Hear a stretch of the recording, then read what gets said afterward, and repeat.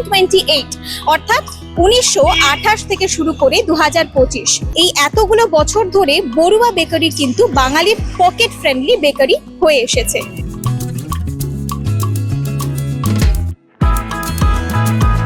এখানকার যে উন্নত মানের কেকের যে স্ট্যান্ডার্ড কোয়ালিটি, ক্রিসমাসে তাদের এই বছর অর্থাৎ 2025-কে ঘিরে তাদের কি ধরনের প্ল্যানিং, ক্রিসমাসের বিশেষতভাবে কি কি ধরনের স্পেশালিটিস রয়েছে এবং সেই কোয়ালিটি কি করে ধরে রাখা সম্ভব হয়েছে, সেই সব কিছু আমরা এখানে উপলব্ধি করব।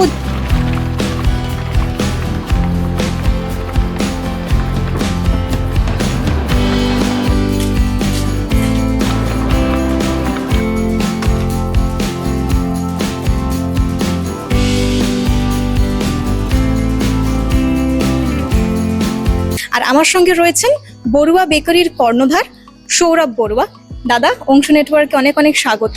বংশ পরম্পরায় বড়ুয়া বেকারি নিজের ঐতিহ্যকে ধরে রেখেছে। প্রথমে জিজ্ঞেস করবো যে এই লেগাসিটাকে আপনি পার্সোনালি কিভাবে নেন? যে আমরা এটা থার্ড জেনারেশন চালাচ্ছি, এটাকে স্থাপিত করেছে আমার গ্র্যান্ডফাদার দাদু মনোরঞ্জন বড়ুয়া। তারপরে এটা চালিয়েছেন বাবা কাকারা, তারপরে আমি থার্ড জেনারেশন এবং আমার দাদারাও আছে, সবাই মিলে এটাকে চালাচ্ছি। এবং ঐতিহ্যবাহীভাবে আপনারা ওই সেম যে বেকিং টেকনিকটা সেটা এখনো পর্যন্ত ধরে রেখেছেন? হ্যাঁ, সেটা আছে। সেটা এই আমাদের যে কেকটা হয়, আমরা এটা নিজেদের হাতে, বলতে গেলে এটা আমাদের যা পূর্বপুরুষদের মানে দাদুদের হাতে যে ফর্মুলাটা আছে, সেই ফর্মুলাটা এখনো আমরা ইউজ করি। সেই ফর্মুলা অনুযায়ী আমাদের কাজ হয়, ওটার মধ্যে আমাদের কোনো চেঞ্জিং হয় না। আমরা তো কোনো সময় আমাদের কোয়ালিটিটাকে কম্প্রোমাইজ করে কিছু করি না। সেই তুলনায় আমাদের স্পেশালের যে প্রিমিয়াম কোয়ালিটির কেকসগুলো সেগুলো তো আছেই, special fruit cake as well as plum cake.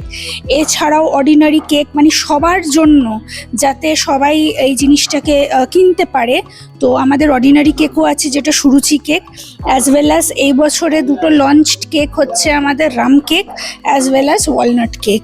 এই দুটো এবছর আমাদের নতুন introduction. Merry Christmas to everyone in advance and also Happy New Year also. পারলে এখানে ভিজিট করে যাবেন, দিয়ে কেক ট্রাই করবেন। আমি এইটুকু বলতে পারি যে এটলিস্ট খুব ভালো হয় খেতে, আর একবার ট্রাই করে গেলেন আবার আসতে চাইবেন, আর আমার সাথে দেখা হয়ে যাবে, তো এটাই। এক্সেলেন্ট, তোমাকে অনেক অনেক শুভেচ্ছা।